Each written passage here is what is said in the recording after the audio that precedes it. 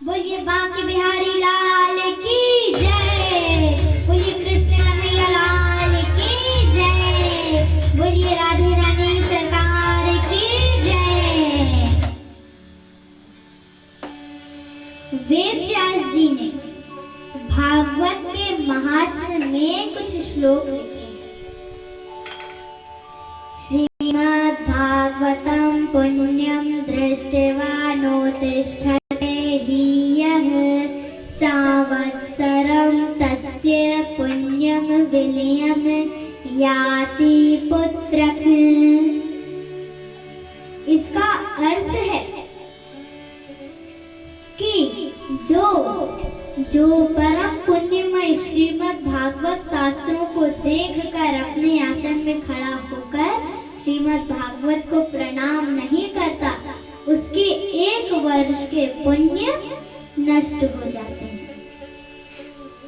ऐसे ही भागवत के महात्म्य में वेद व्यास जी ने एक और श्लोक लिखा है।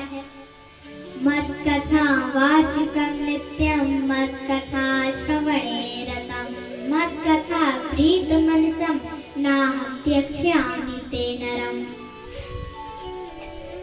इसका अर्थ है कि भगवान कहते हैं कि जो मेरी कथा को सुनता है, जो मेरी कथा को कहता है, और ये सिर्फ कथावाचक के लिए ही नहीं कहा जा रहा है, ये आप सब भक्तों के लिए भी कहा जा रहा है कि जैसे कि आपने कथा सुनी और अपने घर जाकर अपने घर वालों को सुनाई, तो इसमें आपको भी पुण्य मिलता है। मत कथा श्रवणे रतम। भगवान कहते हैं कि जो मेरी कथा को श्रवण करता है और मेरी कथा को ही सुनने में लगा रहता है, कि और ये अमृत कथा मुझे कहाँ से सुनने मिल जाए। मत कथा प्रीत मनसम। भगवान कहते हैं कि और जो मेरी कथा को सुन के मन ही मन प्रसन्न होता रहता है, ना हम त्यक्ष्यामि ते नरम्। मैं उसका साथ कभी नहीं छोड़ता, मैं हमेशा उसके साथ रहता हूँ। ऐसे ही जब नारद जी को भक्ति ज्ञान वैराग्य मिले थे, तब नारद जी ज्ञान और वैराग्य को तरुण करने के लिए एक संत पुरुष की खोज में निकल गए। लेकिन जब उन्हें कोई संत पुरुष नहीं मिले, तब वे बद्रिका आश्रम में विराजमान हो गए। तब वहां पर उन्हें 4 सनकादिक ऋषि मिले, सनक, सनंदन, सनातन और सनत कुमार।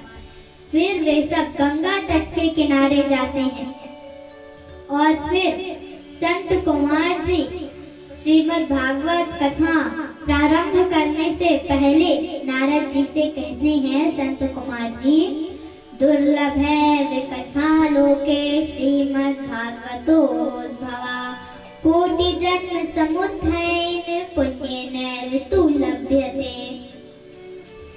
इसका अर्थ है कि संत कुमार जी नारद जी से कह रहे हैं कि इस संसार में श्रीमद् भागवत कथा का मिलना बहुत ही मुश्किल है।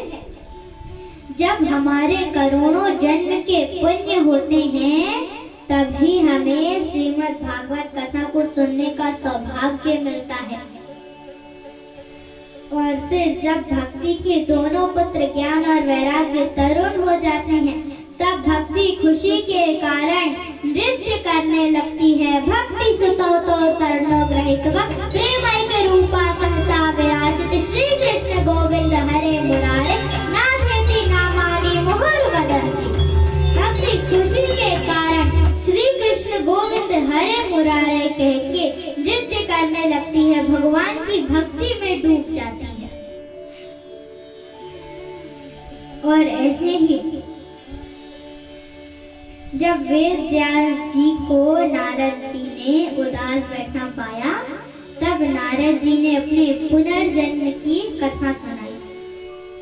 और फिर नारद जी वेद व्यास जी से कहते हैं, तत्रानुवहं कृष्ण कथा प्रयागता मनुग्रहेण श्रवणं मनोहरा ताः श्रद्धया तं विशुरणवतः प्रियश्रवस्यङ्गममा भवितरुचिः।